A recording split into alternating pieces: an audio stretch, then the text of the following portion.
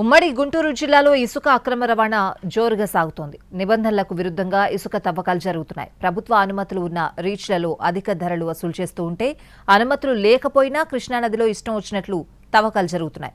కొన్ని ప్రాంతాల్లో మిషన్లు ఉపయోగించి మరీ ఇసుక తవ్వకాలు జరుగుతున్నాయి. గుంటూరు జిల్లాలో ఇసుక దోపిడీకి అంతు లేకుండా పోతోంది. పల్నాడు జిల్లా మాచర్ల నుంచి కృష్ణానది ప్రారంభమైన ఇసుక తవ్వకాలకు అనుకూలంగా ఉండే ప్రాంతం పెదకూరపాడు నియోజకవర్గం నుంచి ఉంటుంది. తాడికొండ, మంగళగిరి, తెనాలి, వేమూరు, రేపల్లె నియోజకవర్గాల్లో ఇసుక రీచ్లున్నాయి. గతంలో భారీ ఎత్తున ఇసుక తవ్వకాలకు అనుమతులిచ్చినా తర్వాత ప్రభుత్వం కొన్ని ఇసుక రీచ్లలో మాత్రమే తవ్వకాలకు అనుమతులిచ్చింది. కూటమి ప్రభుత్వం వచ్చిన తర్వాత ఉచిత ఇసుక పాలసీని అమల్లోకి తీసుకొచ్చింది. దీంతో ఇసుక తవ్వినందుకు మాత్రమే డబ్బులు వసూలు చేయాల్సి ఉంటుంది. రవాణా ఛార్జీలు అదనం. కానీ కృష్ణానదిలో ఇసుక తవ్వకాలు నిబంధనలకు విరుద్ధంగా జరుగుతున్నాయి. మెషిన్లు వాడకూడదని నిబంధనలు చెబుతున్నా యథేచ్ఛగా ప్రొక్లైనర్లు, డ్రెడ్జర్లు ఉపయోగిస్తున్నారు.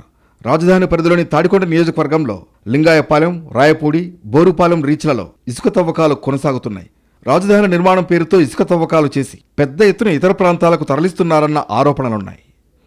గతంలో ఇసుక తవ్వకాలు, పంపకాల వ్యవహారంలో తేడాలు రావడంతో అక్రమంగా ఇసుక తరలిస్తున్న సమాచారాన్ని మైనింగ్, పోలీస్ అధికారులకు ఇచ్చారు. తర్వాత వాటాలు సెట్ కావడంతో మళ్లీ యథావిధిగా ఇసుక తవ్వకాలు జరుగుతున్నాయట. ఇసుక అక్రమ తవ్వకాలకు సహకరించిన ఓ ప్రజాప్రతినిధికి నెలకింత చొప్పున వాటా ఇస్తున్నారని జోరుగా ప్రచారం జరుగుతోంది. ఇదే ప్రాంతంలో ఓ మంత్రి అనుచరులు కూడా ఇసుక అక్రమ తవ్వకాల్లో ఉన్నట్లు తెలుస్తోంది. పెదకూరపాడు నియోజకవర్గంలో గతంలో ఇసుక తవ్వకాలకు ప్రభుత్వం అనుమతులిచ్చింది. ప్రస్తుతం నియోజకవర్గంలో మల్లాది రీచ్లో మాత్రమే ఇసుక తవ్వకానికి అనుమతి ఉంది. ఇక్కడ కూడా నిబంధనలకు విరుద్ధంగా ప్రొక్లైనర్లతో ఇసుక తవ్వకాలు చేస్తున్నారు. మంగళగిరి నియోజకవర్గంలో తాడేపల్లి మండలం గుండెమేడ ఇసుక రీచ్కు మాత్రమే అనుమతి ఉంది. గుండెమేడ ఇసుక రీచ్ సమీపంలో కూడా ఇసుక తవ్వకాలు కొనసాగుతున్నాయి. మంగళగిరి నియోజకవర్గంలోని దుగ్గిరాల మండలం రేవేంద్రపాడు, చిర్రావూరు ప్రాంతాల్లో రాత్రి సమయాల్లో ఇసుక తవ్వకాలు చేస్తున్నారు. తెనాలి నియోజకవర్గంలో కొల్లిపర మండలంలో ఇసుక అక్రమ తవ్వకాలు జోరుగా కొనసాగుతున్నాయి.